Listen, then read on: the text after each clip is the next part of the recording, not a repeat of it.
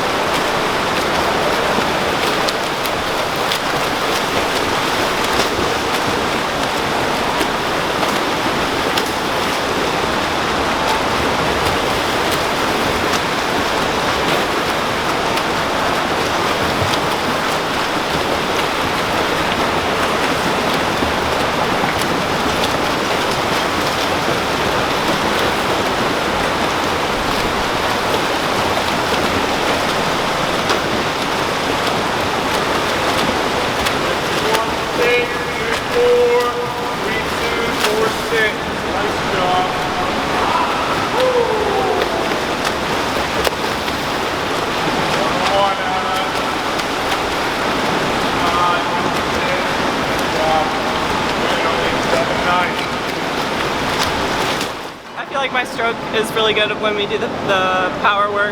Just kind of sets up my stroke, and so then to translate it over to swimming, whether we do that right after or the practice this evening, always feels a little bit better. So yeah, just working on good pull, good kick, and putting it all together when we swim. And did you have a goal on those 15 ones at the end, the swim ones?